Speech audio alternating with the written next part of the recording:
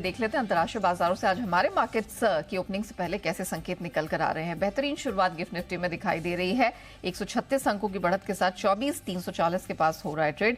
Dow futures 29 अंक इस समय कमजोर है। नास्डैक फ्यूचर्स की बात करें फ्लैट टू नेगेटिव, हल्की सी 9 अंकों की गिरावट यहां पर बनती हुई दिखाई दे रही है। एशियन मार्केट्स में धमाकेदार मूवमेंट जापानीज मार्केट निके में दिख रहा है, जो कि 325 अंक इस समय मजबूत है। हालांकि बाकी जितने मार्केट खुल रहे हैं उसमें मिक्स ट्रेड ही दिखाई दे रहा है। कच्चा तेल अपने आप को आप कह सकते हैं 2 महीने की ऊंचाई पर टिकाए हुए है। $86.50 के पास ट्रेड हो रहा है, लेकिन सोने चांदी में सुस्ती बरकरार है। दायरे बंद ट्रेड ही देखने को मिल रहा है।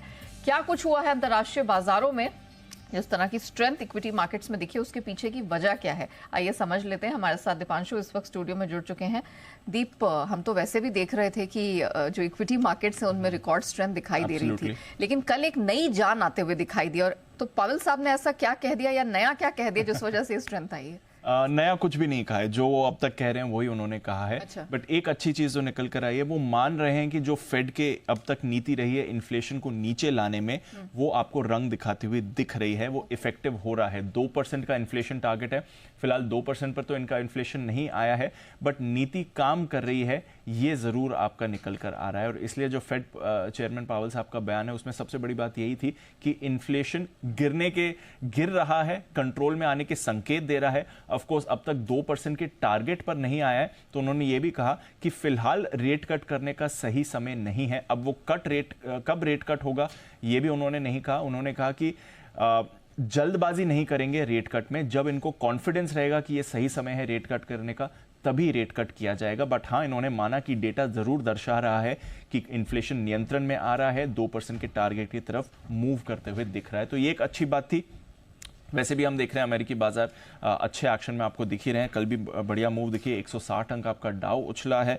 S&P 500 आपका पहली बार 5500 के ऊपर बंद होते हुए दिखा है। नास्डैक में एक बार फिर से नया रिकॉर्ड बनते हुए दिखा है क्लोजिंग बेसिस पर। पहली बार ये भी 18,000 के ऊपर बंद होते दिखा है, तो कोई भी परेशानी नहीं थी अमेरिकी बाजारों से, तो आपको बढ़िया संकेत आते हुए दिखे हैं। IT स्टॉक्स तो लगातार एक्शन में है, कल भी आपको एक्शन में दिखे। अमेजॉन का शेयर कल नए रिकॉर्ड हाई पर गया। कंज्यूमर शेयर्स में भी कल आपको बढ़िया खरीदारी आती दिखी। टेस्ला जो परसों 6% उछला था, कल 10% के उछाल इसमें आते दिखा, क्योंकि प्रोडक्शन और डिलीवरी दोनों ही नंबर जो इनके आ रहे हैं वो काफ़ी अच्छे हैं और बाजार मान रहा है कि यहाँ से भी अच्छी खासी अपसाइड आ सकती है। तो ऐसी कोई परेशानी की बात नहीं है। आज फेड बैठक के मिनट्स आएंगे। अब पावेल साहब क्या सोच रहे हैं ये तो उन्होंने कल बता ही दिया, बट बाकी फेड सदस्य क्या सोच रहे हैं आगे रेट कट को लेकर, इकोनॉमी को लेकर, इस पर इंपॉर्टेंट क्यूज बाजार के लिए आते हुए दिखेंगे।